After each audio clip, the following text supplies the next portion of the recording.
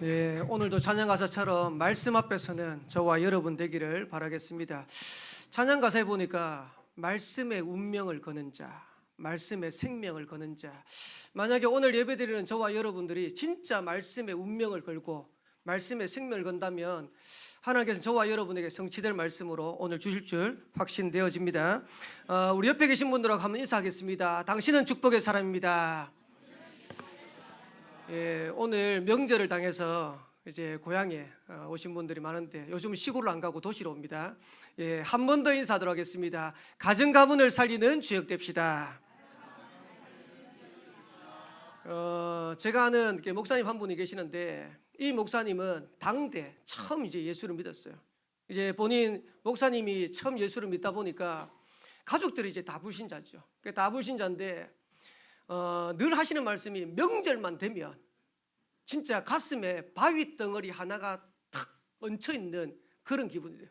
왜 그러냐? 하나님이 나에게 복음 주셨는데 이 복음으로 가정과 가문을 살려야 되는데 지금 당장에 그런 응답들이 보이지 않으니까 이 목사님이 명절만 되면 가슴에 바위 덩어리를 탁 얹어 있는 기분으로 그러면서 기도하시는데 하나님이 가정에 부모님부터 해서 한 번씩 복음 받도록 하셔서 가정 복음화의 응답의 문들을 열어가는 것을 제가 옆에서 확인했습니다. 오늘 우리 성도님들 중에서 나는 혼자 예수 믿는데 우리 가정에 우리 가문에 나밖에 우리 가정밖에 예수 믿는 그런 사람이 없는데 가정이 없는데 이런 분들은 저와 여러분들을 오늘 예배드리면서 언약 붙잡는 그런 축복의 시간 되기를 살아계신 주의 이름으로 축원합니다. 설 명절을 앞두고 있습니다. 어떤 사람에게는 이게 응답이 될 수도 있고 또 어떤 사람에게 부담이 될 수 있을 건데 진짜 하나님이 역사하시는 걸 확인하고 누린다면 모든 성도들의 응답의 걸음들을 걸어갈 수 있겠죠. 지난 추석에는 제가 이렇게 말씀드렸어요. 가정복음화. 여러분 어떻게 생각합니까? 가정복음화는 반드시 성취될 하나님의 절대 언약입니다. 사도행전 16장 31절에 이렇게 말씀하고 있어요. 주 예수를 믿으라. 그리하면 너와 내 집이 구원을 얻게 될 것이다. 주 예수를 믿는데 너만 예수 믿는 게 아니고 너만 구원받는 게 아니고 너와 내 집이 구원을 얻게 될 것이다 약속했어요. 저와 여러분들이 예수 믿는 데는 우리 개인에 대한 복음화도 있지만은 하나님이 가정 복음화에 대한 확실한 언약을 가지고 저와 여러분을 구원하신 겁니다. 그렇다면 저와 여러분들이 이 언약 붙잡는다면 하나님께서 성취시켜 나가시겠죠. 그리고 그 언약은 반드시 시간표가 옵니다. 가정 복음화의 시간표가 옵니다. 이 사실을 믿고 여러분들이 인도받으셔야 돼요. 그 정도가 아니고 이제는 가정 복음화를 넘어서 세계 복음화에 도전하는 가정으로 일어나게 되기를 살아계신 주의 이름으로 축원합니다. 하나님이 하시면 되는데요. 하나님이 하시는 걸 믿어야 돼요. 지난주 이제 금요일 날 금요 기도를 마치고 집에 올라갔더니 우리 막내딸이 제 옆에 딱 앉았어요. 딱 앉았는데 뭐라고 했냐니까 아빠 의지할 사람이 없다는 거예요. 내가 뭔지 몰라 깜짝 놀라니까 뭔 말인지 아니까 이제 그날이 이제 저희 막내딸이 졸업식이었어요. 고3 마지막 졸업식. 그러니까 이제 지금까지 이제 울산에서 고등학교 생활을 다 했기 때문에 마지막 졸업을 울산에서 하고 이제 마지막 졸업이다 보니까 울산에 있는 이제 고등학교 친구들을 이제 만난 거예요. 만나가지고 친구들하고 있다가 늦게 들어왔어요. 늦게 들어왔는데 친구들을 만나고 왔으면 기뻐야 될 거 아닙니까? 그 친구들을 만났는데 얼굴에 수심이 가득해. 슬픔이 가득해. 의지할 사람이 하나도 없다. 친구가 배신한 게 아니고요. 친구들이 있는데 주위에 친구들이 있는데 친구들이 다 어려운 거예요. 뭐 일일이 다 설명할 수 없겠지만은 어떤 가정은 별거하고 어떤 가정은 재혼한 가정이고 어떤 가정은 처음 알았대요. 어머니가 6년 전부터 알아 누우셨는데 거의 어머니가 생사를 가늠할 만큼 그렇게 어렵대요. 그러니까 얘를 돌볼 수도 없어. 근데 친구도 여러 가지 어려움 때문에 문제 때문에 자기도 힘든 거예요. 근데 외할머니가 와가지고 이제 저희 연서 친구한테 계속해요. 어머니 그렇게 아픈데 네 어머니 안 돌보고 뭐하냐. 지는 지 문제 때문에 힘들어 죽겠는데 어머니 안 돌본다고 외할머니까지 와가지고 어렵게 하니까 너무너무 어렵다는 거예요. 그래가지고 졸업식 마치고 친구들 모여가지고 그거 한풀이 하고 그러면서 와가지고 뭐라고 했냐니까 아빠 내일 울산에 좀 가줄 수 없냐 이런 거예요. 그 친구한테 복음을 전해야겠다는 거예요. 저희 딸내미가 20년 동안 저하고 같이 있으면서 처음으로 자기 친구한테 복음 전하자고 처음으로 얘기했어요. 그래서 제가요 가자 그랬어요. 토요일 날 어제 뭐 대신방 하고 저녁에 또 약속 있고 뭐 설교 준비하고 저는 마음이 바쁜데 어쨌든 이 기회가 하나님 주신 기회가 아니겠냐. 그래서 어제 막내딸하고 울산을 갔어요. 울산을 가서 어렵다고 하는 그 친구를 만나가지고 제가 복음을 전했어요. 감사하죠. 그 친구가 어제 예수님을 구주로 영접하고 하나님의 자녀가 됐어요. 돌아오는 길입니다. 돌아오는 길인데 우리 딸이 얼굴이 환해졌어요. 그전까지 우울해가지고 있다가 오는 차에 찬송을 틀어놓고 계속해서 찬양 부르면서 그러면서 저보고 뭐라 하냐니까 아빠가 이렇게 중요한 사람인 줄 몰랐대. 성도님들이 아빠를 존경하고 아빠 위해서 기도하고 이러는데 아빠가 이렇게 중요한 사람인 줄 몰랐대. 그러면서 우리 딸이 하는 말입니다. 이 친구는 복음을 안 받을 줄 알았대요. 그리고 이 친구가 복음을 거부할 줄 알았대. 그래서 토요일 날 아침에 일어났는데 친구한테 간다고는 얘기는 했는데 오늘 가야 되나 이런 생각이 들더래요. 아빠하고는 어제 약속해가지고 간다고 얘기를 하는데 그래가지고 그러면 네가 성령 인도 받아야 되니까 네가 친구한테 다시 한번 얘기해가지고 갈 수 있으면 가자 이래. 나중에 연락 왔어요. 아빠 가면 될 것 같아. 친구가 아빠 만난대.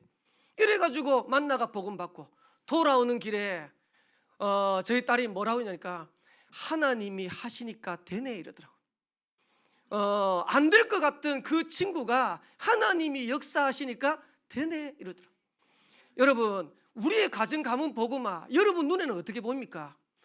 어렵게 보입니까? 불가능한 것처럼 보입니까? 근데 하나님이 역사하시면 얼마든지 가능합니다. 그래서 우리 모든 성도들이 하나님이 하시면 되는 응답 속으로 들어가는 설 명절 되기를 살아계신 주의 이름으로 축원합니다.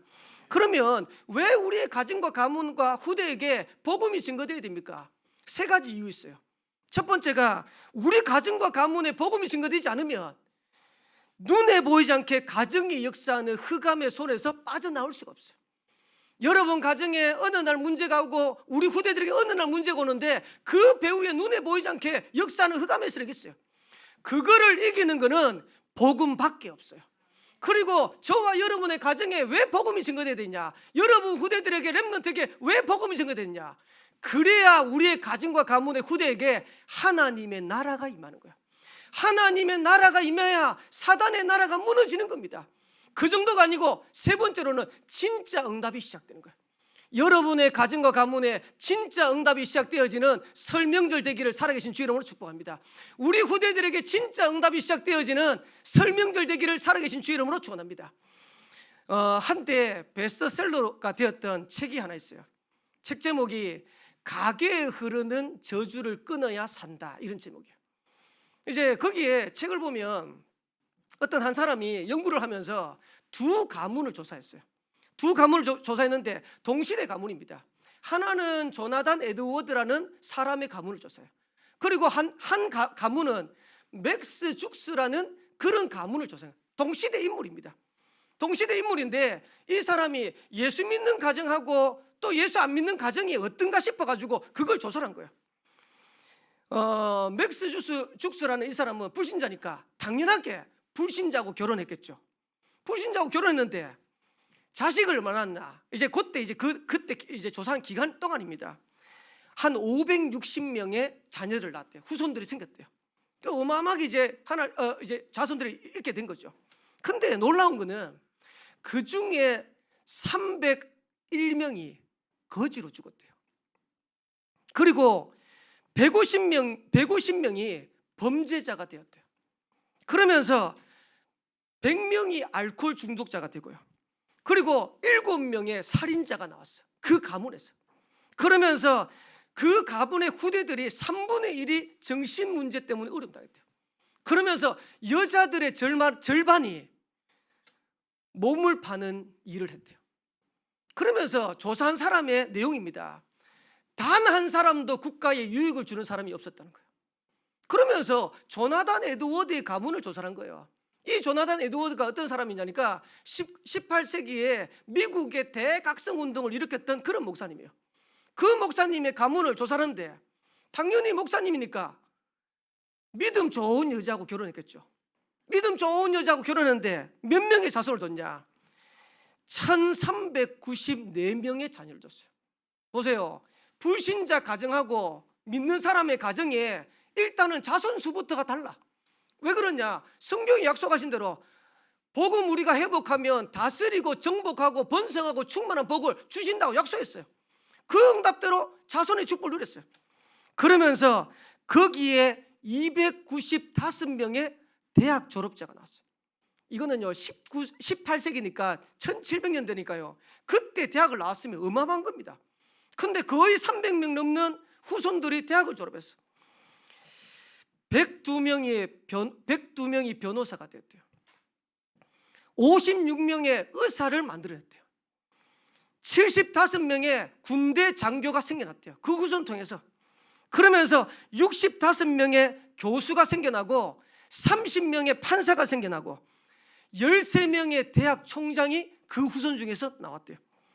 그러면서 3명은 연방상원 의원, 3명은 주지사, 그리고 더 중요한 거는 한 100명의 되는 후손들이 목사와 선교사로 헌신했대요. 그러면서 한 명이 미국 재무부 감사관, 다시 말하면 장관이 된 거예요.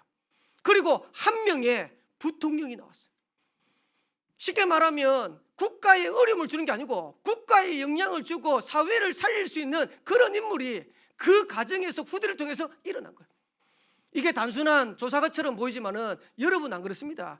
여러분 한 사람이 예수 믿고 여러분의 가정과 가문에 복음이 증거되어지면 여러분 후대를 통해서 어떤 일이 일어날지는 아무도 모르는 거예요.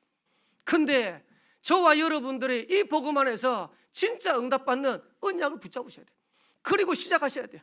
그래서 제가 오늘 설명절 앞두고 설교를 준비하면서 원래 제목은 이렇게 정했어요. 가정복음화의 주역이 되라. 이렇게 제목을 잡았었는데 아무리 생각해봐도 원래 주제를 따라서 인도받아요. 복음으로 가정을 물들여라. 여러분 진짜로 한번 기도해 보세요. 하나님, 나에게 주신 이 복음으로 우리의 가정과 가문을 살릴 수 있는 설명들 되게 해달라고. 여러분 아무 역사 안 일어나도 됩니다. 여러분들의 언약을 붙잡으면 하나님은 그 언약을 이루어 가시는 거예요. 우리가 하는 게 아니고 하나님이 하시는 거예요.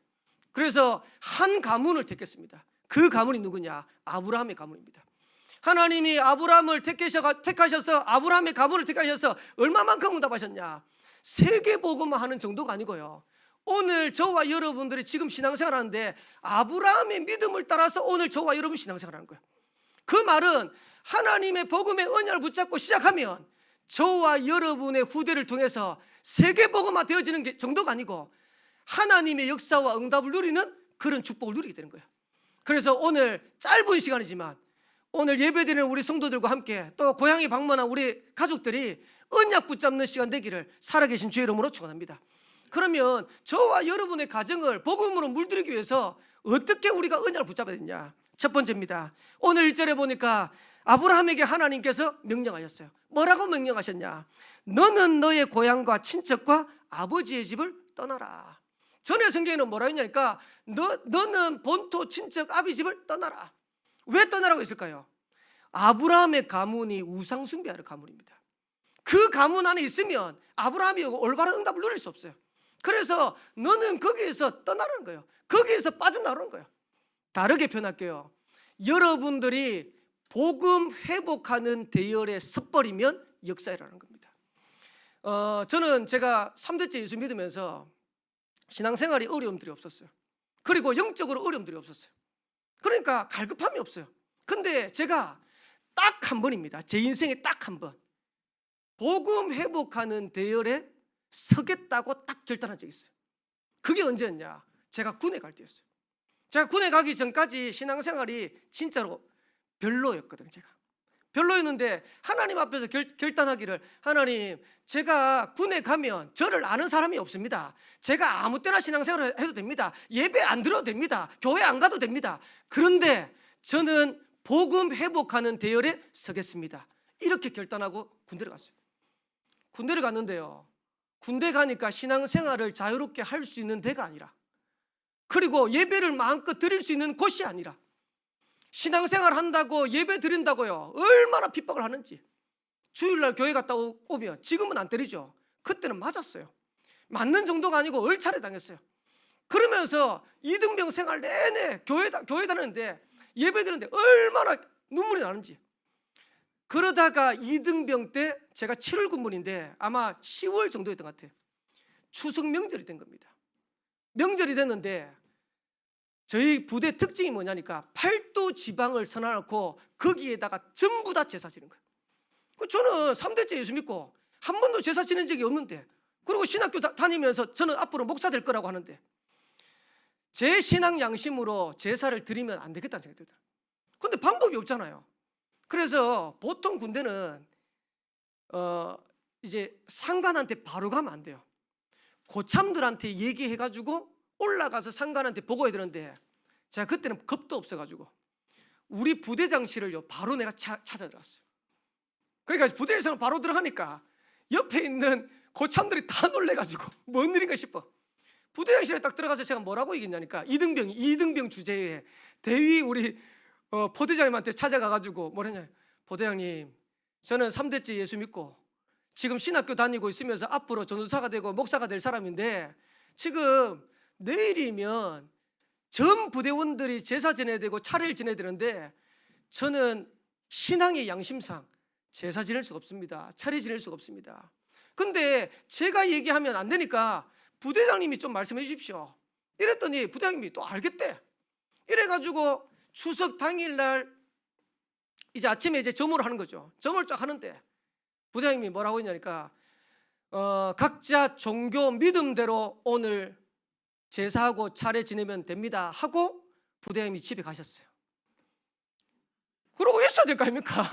있어야 제가 그 자리에 안 갈 건데, 그래 놓고 가셨어. 그러면 나머지 고참들 하고 있는 사람들이 이제 차례를 지내는 거예요.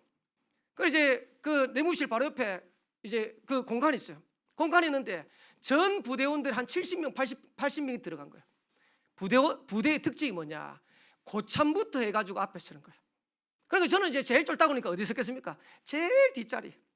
이래가지고 일동 차례, 저 혼자 서 있었어요. 다 절하는데. 문제는 그때부터 벌어진 거예요.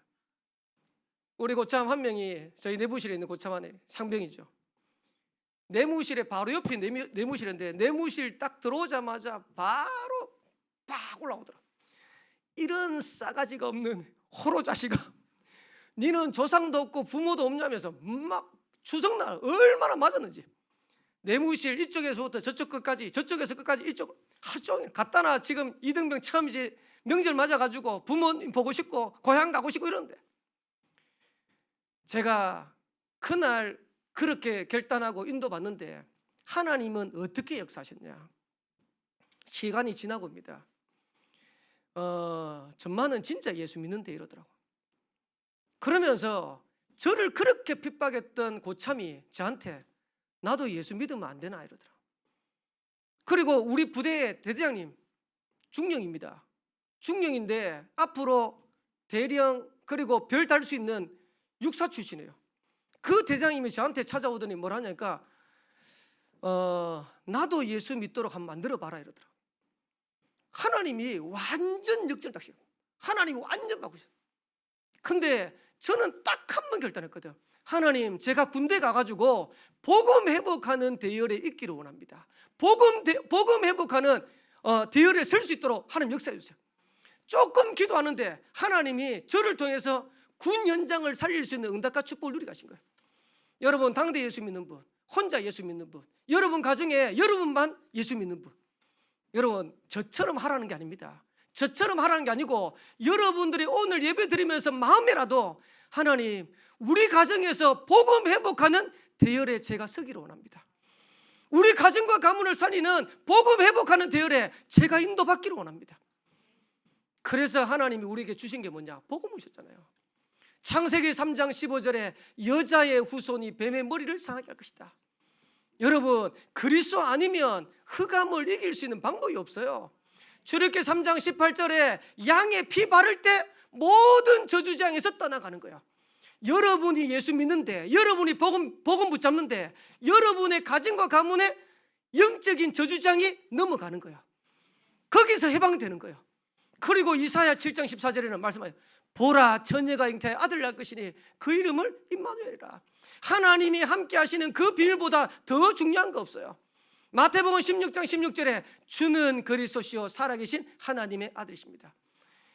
복음을 이해하면 어떻게 되냐? 운명에서 빠져나와요. 여러분들이 복음이 체험되어지면 어떻게 되냐? 하나님의 참된 응답이 시작돼요. 그리고 복음이 여러분의 삶의 방법이 되어지면 어떻게 되냐? 여러분들이 어느 날 정복의 자리에 딱 서게 됐어요. 그래서 여러분들의 이번 설명제를 당하면서 기도하셔야 돼요. 하나님, 진짜 복음 제대로 이해하고 이 복음 안에 있는 축복 누리는 설명절 되겠어요. 그래야 운명이 뒤집어지는 겁니다. 운명이 바뀌는 겁니다.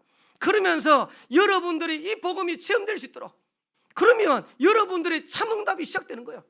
그 정도가 아니고 정복의 자리에 복음이 우리의 삶의 방법이 될 때 하나님은 그렇게 역사하시는 설 명절 되게 하실 줄 믿습니다. 그러면서 두 번째로 1절 하반절에 똑같이 말씀하고 있어요. 뭐라고 하냐니까 내가 내게 보여줄 땅으로 가라. 전에 성경에는 내가 네게 지시한 땅으로 가라. 하나님이 아브라함에게 지시한 땅이 어디입니까? 그게 가나안 땅 아닙니까? 그 가나안 땅이 메시아 그리스도 오실 땅이에요. 그리고 세계복음화 약속이 성취될 땅입니다. 무슨 말이냐?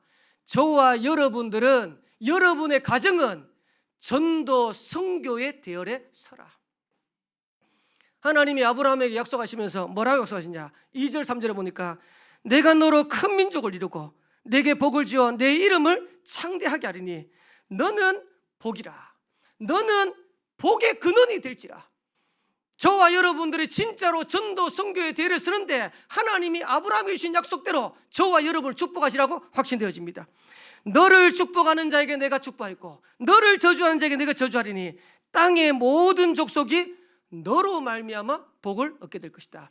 땅의 모든 족속이 누구를 말미암아 복을 얻는다고요? 너를 통해서, 저와 여러분 통해서.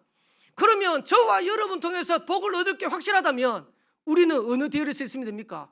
전도 선교의 대열에 서 있으면 돼요. 하나님, 우리 가정 가문이 전도 선교의 대열 속에 있게 없어서, 우리 후대 렘넌트가 전도 선교 대열에 있게 없어서. 얼마만큼 지금 심각한 상황이 됐냐? 교회 위기, 교회 문 닫는 시가 됐어요. 제가 얼마 전에 자료를 보니까요, 미국의 교회가 2024년도입니다. 2024년도에 1년 동안 15,000개가 문을 닫았대. 그래서 제가 15,000을 365일로 나눠봤어요. 15,000을 365일로 나눠보니까요, 하루에 41개 교회꼴로 없어져요. 지금도 오늘 예배드리는 이 시간에 미국에 문 닫는 교회가요, 하루에 40개 넘는 교회가요 계속 문을 닫아요. 그 말은 지금 교회 위기식입니다. 그리고 교회 문 닫는 시기입니다. 근데 진짜 응답받는 교회가 일어나고 진짜 응답받는 렘넌트 증인들이 일어나면 어떻게 되겠습니까? 교회 살리게 되는 거예요. 그리고 교회 회복하는 증거를 누리게 되는 거예요. 근데 이 조사를 한 단체에서 뭐라고 했냐니까, 그러면 왜 지금 미국 교회가 문을 닫냐? 예배도 하고 모임도 하고 교제도 하고 다 하는데 전도 선교 사명만 딱 놓쳤다는 거예요. 그러니까 전도 선교를 놓친, 사명을 놓쳐버린 교회는 하나님 볼 땐 필요 없는 교회라. 여러분, 우리가 전도 선교 안 하잖아요. 우리 가정과 가문이, 우리 후대가 전도 선교 안 하잖아요. 하나님 볼 때는 필요 없는 사람이라, 필요 없는 가정이라. 그래서 못해도 됩니다. 못해도 되니까 하나님, 우리의 가정과 가문이 전도 선교의 대열에 있는 가정 되게 없어서, 우리 후대가 전도 선교하는 후대 되게 없어서 기도하셔야 돼요. 그래서 세 가지 전도 선교를 두고 기도할 때 우리 가정이 전도 선교에 쓰임 받도록 기도하세요. 그리고 우리 자녀들이 두 번째로는 2, 3, 7, 5 존중 살리는 주역되도록 기도하세요. 그러면서 여러분의 산업과 렘넌트의 학업이 세계복음화에 쓰임 받도록 기도하세요. 하나님이 어떻게 역사하시는지. 그러면서 마지막 세 번째입니다. 저와 여러분의 가정과 가문을 살려고 하면 우리가 어떤 응답을 누려야 되냐 한번 여쭤볼게요. 아브라함이 하나님의 약속을 믿었을까요? 안 믿었을까요? 지금 창세기 12장 1절에서 9절에 특별히 3절까지 하나님이 아브라함에게 응답될 수 있는 완벽한 약속을 주셨어요. 믿었을까요? 안 믿었을까요? 예, 아브라함이 안 믿었어요. 안 믿었다는 증거가 뭐냐? 오늘 4절에 보니까 이렇게 돼 있어요.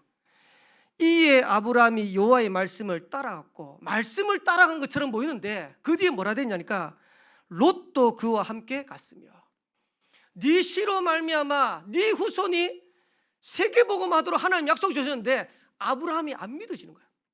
너로 말미암아 천하 만민이 복을 얻을 것이라 약속했는데 안 믿어지는 거예요. 이러니까요 조카 롯을 데려. 왜? 그때 아브라함 나이가 오늘 성경 보니까 75세더라. 나이가 많이 들었어. 지금 이 나이에 내가 아들을 본다는 거는 사실상 불가능한 거라. 안 믿으니까 조카 롯을 데렸어. 근데 그렇게만 불신한 게 아니고요, 안 믿은 게 아니고 애굽 가나안 땅 갔는데 기근이 든 거예요. 여러분 예수 믿으면 잘 먹고 잘 살아야죠, 그죠? 경제적 하늘에서 막 돈벼락도 팍 떨어지고 이래야 되는데 예수 믿는데도 별거 뭐 없거든. 아브라함도 마찬가지라. 예수 믿는데 가나안 가라고 해서 갔는데 당장 먹고 사는 게 문제라. 의식주에 걸렸어요. 이러니까 아브라함이요, 그 성경 보면 12장에 보면 애굽으로 내려갔다. 왜? 애굽에 가면 먹고 살 게 있는가 싶어가지고 애굽으로 내려갔어. 애굽으로 내려가는데 그것만 하면 될 건데 아브라함 나이가 75세, 부인 사라의 나이가 65세. 사라가 얼마나 이쁜지 모르겠지만은 사라를 빼앗길까 싶어가지고, 부인을 빼앗길까 싶어가지고 거짓말했어요. 야, 니하고 나하고 부부 사이 아니대. 부부 사이 아니고 네가 오누이 우리 사이라 하자. 누이라 해라. 이래가지고 누이라고 속인 거예요. 그러니까 애굽의 왕이 사라를 데려가 버렸어. 쉽게 말하면 사라를 취하려고 들어. 그것 때문에 난리가 난 거예요. 그렇게만 하면 괜찮은데 20장에 보니까 또 두 번이나 자기 아내를 누이라고 했어요. 그 정도만 하면 되는데요, 창세기 16장에 보니까 아브라함이 가나안 땅에 가고 난 뒤에 10년이 지난 거예요. 하나님은 분명히 너로 말미암아 천하 만민이 복을 얻을 것이라 약속했는데 10년이 지났으니까 야, 응답이 오겠냐, 우리 가정에 자녀가 있겠냐, 이런 생각을. 어떻게 불신하고 어떻게 진행을 했냐. 사라의 몸종인 하갈을 취해가지고 거기서 아들을 낳은 거예요. 그게 이스마엘입니다. 지금 중동에서 이스라엘하고 중동이 계속해서 다투는 이유가 뭐냐, 그것 때문에 아브라함이 불신한 거, 그것 때문에 지금까지 문제가. 그런데 성경은 뭐라고 했냐, 창세기 21장 1절에서 2절에 보면 이렇게 말씀하고 있어요. 여호와께서 말씀하신 대로 사라를 돌보셨고 여호와께서 말씀하신 대로 사라에게 행하셨으므로 사라가 임신하고 하나님이 말씀하신 시기가 되어 노년의 아브라함이 아들을 낳으니. 짧은 성경 구절, 두 절 되는 성경 구절에 똑같은 말이 세 번이나. 여호와께서 말씀하신 대로, 여호와께서 말씀하신 대로, 하나님이 말씀한 시기가 돼요. 그 말은 무슨 말이냐, 하나님은 하나님의 약속을 성취시키는 거예요. 자, 그러면 오늘 여러분들이 결단해야 될 게 뭐냐, 나는 지금 응답이 없어도 믿음의 대열에 서야겠다라고 결단하셔야 돼요. 여러분들이 복음 회복하는 대열에 서면 하나님은 여러분 통해서 가정가문 살릴 수 있는 문을 열어가셔요. 여러분의 가정과 후대와 렘넌트가 진짜 전도 선교의 대열에 서면 하나님은 세계 살릴 수 있는 응답의 문을 열어가신 거예요. 그리고 믿음의 대열에 서면 뭘 믿어야 됩니까? 세 가지 믿으셔야 돼요. 하나님을 믿으셔야 돼요. 오늘 예배드리는 우리 모든 성도님들, 오늘 예배드리는 모든 주의 백성들은, 렘넌트들은 하나님을 믿게 되기를 주의 이름으로 축원합니다. 두 번째로는요, 말씀을 믿으셔야 돼요. 다시 말하면 언약을 믿으셔야 돼요. 하나님은 언약대로 저와 여러분에게 성취하시는 거예요. 이 사실을 믿게 되기를 주의 이름으로 축원합니다. 그러면서 세 번째로 뭘 믿으셔야 되냐, 하나님의 능력을 믿으셔야 돼요. 왜 우리가 자꾸 안 된다고 불신합니까? 우리 수준으로 보니까 안 된다는 생각이 드는 거예요. 우리가 가지고 있는 경험으로는 지금까지 안 됐거든. 하나님이 역사하시면 됩니다. 하나님의 능력이면 됩니다. 이 사실을 저와 여러분들은 믿고 이번 한 주간 언약의 걸음들을 걸어가는 저와 여러분 되시기를 살아계신 주 이름으로 축복합니다. 마지막 결론입니다. 복음으로 가정을 물들여라. 기도 제목입니다. 여러분의 가정이 복음 명문가 되도록 기도하세요. 복음 명문가. 그냥 명문가 말고 복음 명문가. 근데 이 복음 명문가는 저희 가정의 가훈입니다. 저희 집에 올라가면 액자가 하나 있어요. 액자가 하나 있는데 거기에 저희 가훈이 딱 적혀있어요. 거기 뭐라 되니까 복음 명문가. 원래 3가지였는데 우리 아버지 어머니가 한 가지 더 붙였어요. 저희 가정처럼 하지 말고 하라는 얘기 아니고 여러분도 한번 기도해 보세요. 저희 가정에 복음 명문가의 4가지 기도 제목이 있습니다. 첫 번째가 전도 선교의 명문가. 그게 저희 가정의 기도 제목입니다. 가훈입니다. 그리고 두 번째로는 경제 정복의 명문가. 그래서 진짜 빛의 경제 회복에서 마음껏 하나님 나라 이루어가는 일에 쓰임 받도록. 그러면서 세 번째로는 복음 엘리트 키우는 명문가. 엘리트는 많습니다. 엘리트는 많은데 그 엘리트 말고 복음으로 세상을 살리는 복음 엘리트. 복음 엘리트 키우는 명문가. 여러분의 자녀들이 복음 엘리트 되기를 주의 이름으로 축복합니다. 그러면서 네 번째로는 문화 정복의 명문가. 저희 가정의 가훈인데 똑같이 하셔도 되고, 여러분 왜 처음에는 우리가 작품이 안 나올 때는요, 일단은 벤치마킹을 하는 거예요. 예. 그래가지고 보고 뺏겨야 돼요. 보고 뺏기고 그 다음에 점점 발전해가지고 여러분 거 만들어야 돼요. 그래서 여러분 가정도 진짜 복음의 명문가 되도록 언약 탁 붙잡으세요. 그래서 어떻게 시작하면 되냐? 3가지 기도 제목 드릴게요. 믿음의 조상이 되시라. 오늘 우리 모든 성도님들은 믿음의 조상 되기를 살아계신 주의 이름으로 축원합니다. 가문을 살리는 조상, 후대를 살리는 조상, 그리고 현장을 살리는 조상. 아브라함이 믿음의 조상이 됐는데요, 하나님이 그 아브라함 통해 가지고 지금까지 응답받았어요. 저와 여러분들의 언약 붙잡고, 그래 우리 가정이 믿음의 조상 되는 가정 되는 것이다. 내 개인이 믿음의 조상이 되는 거다. 아브라함처럼 응답 누리는 거다. 아브라함처럼 언약 붙잡는 거다. 그때 하나님은 가정을 살리는 조상 되게 하실 것이고, 후대를 살리는 조상 되게 하실 것이고, 그리고 현장을 살리는 조상 되도록 하나님 축복하실 줄 확신되어집니다. 그러면서 설 명절 기간에 싸움하세요. 뭔 말입니까? 예, 3가지입니다. 육신 싸움 하지 말고, 절대 육신 싸움 하지 말아요. 근데 이상하게 명절만 딱 지나면 가정 가문에 싸우는 가정들이 그렇게 많아요. 왜? 눈에 보이지 않는 사단이 자꾸 이간시키고 분리시키고 하는 거예요. 그래서 여러분들은 절대 속지 말고 육신 싸움 하지 말고 영적 싸움해라. 그러면서 불신앙과 싸움해라.